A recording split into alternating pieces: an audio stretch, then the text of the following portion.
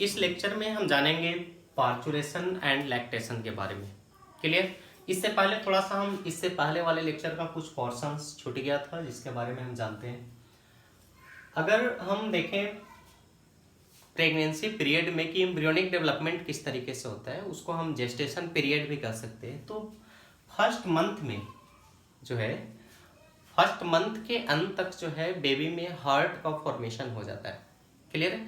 तो अगर हम कहें कि सबसे पहला ऑर्गन जो पूरी तरह से डेवलप होता है बच्चे के अंदर या एम्ब्रियोजेनेसिस में फिटस के अंदर सबसे पहला जो ऑर्गन फॉर्म होता है वो क्या है? हार्ट है ना, जिसे आप स्टेथोस्कोप से सुन सकते हैं। इसके हार्ट के पंपिंग को आप ऑब्जर्व कर सकते हैं। तो ये फर्स्ट मंथ के अंत तक हार्ट फॉर्म हो जाता है। इसके बाद है by the end of second month के अंतिम तक जो है लिम्स का फॉर्मेशन, यानी कि फोर लिम्ब और हिंड लिम्ब यानी हाथ और पैर का बनना स्टार्ट हो जाता है, या डिजिट्स फिंगर का भी बनना शुरू हो जाता है, स्टार्ट हो जाता है। By the end of 12 week यानी कि 3 मंथ के अंत तक जो है वो लिम्ब यानी कि हाथ और पैर और इसके डिजिट्स यानी कि फिंगर्स और एक्सटर्नल जेनाइटल ऑर्गन्स जो है ये सारे पूरी तरह से डेवलप हो जाते हैं, विकसित हो जाते हैं। इसके बाद 5th मंथ में फीटस जो है वो रिस्पॉन्स दे सकता है, वो मूव कर सकता है, टच पे या लाउड नॉइज पे वो रिस्पॉन्स दे सकता है, मूवमेंट कर सकता है 5th month. Bye the end of 24 weeks यानी कि 6 महीने के अंत तक क्या होता है? Body is covered with fine hairs यानी कि उसके शरीर पे बाल विकसित हो जाते हैं। आईलिड्स सेपरेटेड, आईलिड्स अलग हो जाते हैं। आई लैसेज आर फॉर्म्ड, आई लैसेज भी बन जाते हैं। Bye the end of 9 month के अंत तक बच्चा पूरी तरह से डेवलप हो जाता है और डिलीवरी के लिए तैयार हो जाता है। तो ये था एम्ब्रियोजेनेसिस में जेस्टेशन पीरियड या प्रेगनेंसी पीरियड में कुछ टाइम पीरियड जहां पर बेबी के डिफरेंट बॉडी पार्ट्स डेवलप होते हैं उसके बारे में। ये इंपॉर्टेंट है, इसको आप एनसीईआरटी में भी दिया हुआ है ये चीजें, तो इसे ध्यान में रखना है, याद रखना है। इसके बाद हम आगे बढ़ते हैं पार्चुरेशन एंड लैक्टेशन की तरफ। तो पार्चुरेशन का मतलब क्या होता है? It means complete process of baby birth. बच्चे को जन्म लेने का जो कंप्लीट प्रोसेस है उस कंप्लीट प्रोसेस को क्या कहते हैं? पार्चुरेशन कहते हैं। ये न्यूरो एंडोक्राइन मैकेनिज्म है, यानी कि इसमें नर्वस सिस्टम भी इन्वॉल्व है और इसमें एंडोक्राइन ग्लैंड भी इन्वॉल्व है। ये दोनों मिल करके इस प्रोसेस को कंप्लीट करता है। अब देखिए सबसे पहले क्या होता है, जब 9 मंथ के अंत तक बेबी पूरी तरह से फॉर्म्ड हो जाता है, डेवलप हो जाता है, उसके बाद तो ये फुली फॉर्म्ड फीटस और प्लासेंटा ये दोनों क्या करता है?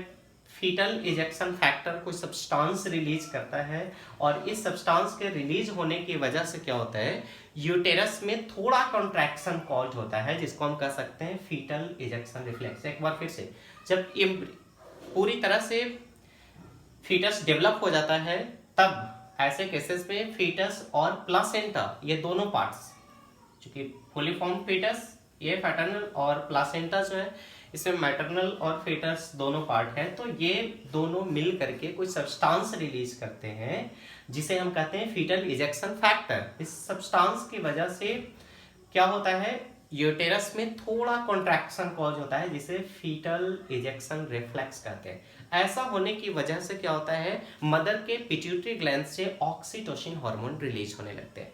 जब ये ऑक्सीटोसिन हार्मोन रिलीज होने लगता है तो ऑक्सीटोसिन हार्मोन का सिक्रीशन यूटेराइन मसल्स में कॉन्ट्रैक्शन कॉज करने लगता है, यानी कि यूटेरस के जो मसल्स होते हैं वो सिकुड़ने लगते हैं, कॉन्ट्रैक्ट होने लगते हैं। और कॉन्ट्रैक्ट होने से क्या होगा आपको पता है? जो यूटेरस के अंदर बेबी डेवलप हो रहा है उसके ऊपर प्रेशर जनरेट होगा और प्रेशर जनरेट होने से वो क्या होगा? सर्विक्स के रास्ते बाहर आएगा। लेकिन सर्विक्स काफी पतला रास्ता है, ऐसा होने की वजह से बेबी इजीली नहीं आ सकता। तो same time relaxin hormone release होता है और रिलैक्सिन हार्मोन क्या करता है? सर्विक्स को डायलेट्स करता है, यानी कि उसको स्मूथ ढीला ढाला बनाता है जिससे बेबी का हेड जो है वो इजीली सर्विक्स के रास्ते बाहर आने लगता है। तो यहाँ पर 2 हार्मोन है मेनली, ऑक्सीटोसिन और रिलैक्सिन, जहाँ पे ऑक्सीटोसिन को बर्थ हार्मोन भी करते हैं, क्योंकि मेन जो वहाँ पर रिक्वायरमेंट है वो किसका है? प्रेशर का। प्रेशर जब तक जनरेट नहीं होगा बेबी बाहर आएगा ही नहीं, और वो प्रेशर जनरेट करने का पूरा काम किसका है?